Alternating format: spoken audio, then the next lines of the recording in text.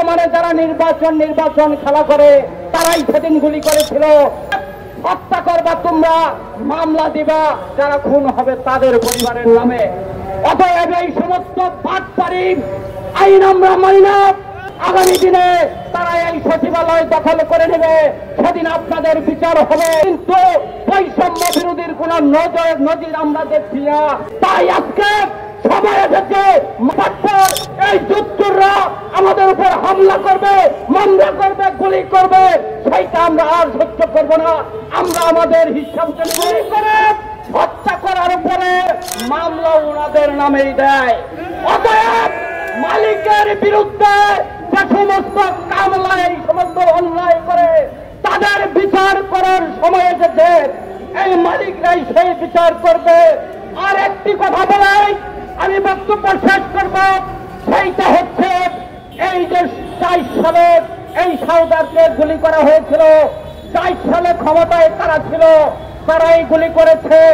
এবং আজকে যারা বলতে চায় নির্বাচন দিলেই নাকি সকল কিছুর সমাধান হয়ে যাবেন, তারাই ২২ সালে গুলি চালিয়েছিল এবং তারাই হত্যা করেছে সাঁওতালদের, এবং তারাই বিচার করে নাই, তারাই সাঁওতালদের নামে মামলা দিয়েছে, এবং তারাই ভূমি থেকে সাঁওতালদের উচ্ছেদ করেছে।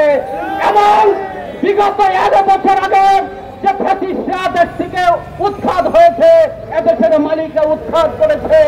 সেই ফ্যাসিস্টরা বিভিন্ন সময় গার্মেন্টস শ্রমিকদের খুন করেছে।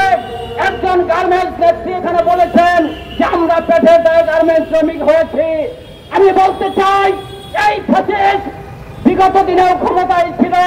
২০০০ সালে ইপিজেডের শ্রমিকদেরকে হত্যা করেছিল, সেই মামলা তৎকালীন জননিরাপত্তা আইনে শ্রমিকদের নামে মামলা দিয়েছে। এবং ২০০৬ সালে গাজীপুরে সোহাগকে হত্যা করেছিল। বর্তমানে যারা নির্বাচন খেলা করে তারাই সেদিন গুলি করেছিল, শ্রমিকদের নামে মামলা দিয়েছে। অতএব হত্যা করবা তোমরা, মামলা দিবা যারা খুন হবে তাদের পরিবারের নামে। অতএব এই সমস্ত বাটপারি আইন আমরা মানি না।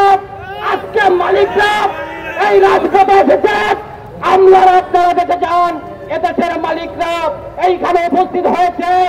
আপনারা যদি ভালো হন, আগামী দিনে তারা এই সচিবালয় দখল করে নেবে, সেদিন আপনাদের বিচার হবে। আমি মনে করি আজকে এই যে এখানে কথা বলছি, ১ বছর আগে বলা যাচ্ছিল না।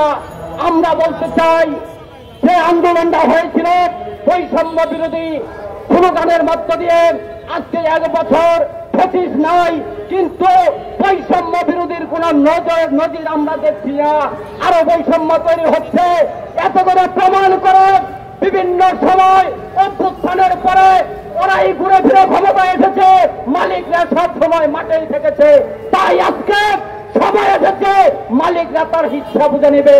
এবং এই দেশের ক্ষমতায় মালিকরা যতক্ষণ পর্যন্ত না আসবে, ততক্ষণ পর্যন্ত এই কামলা, এই বাটপার, এই যুদ্ধরা আমাদের উপর হামলা করবে, মামলা করবে, গুলি করবে, সেইটা আমরা আর সহ্য করব না।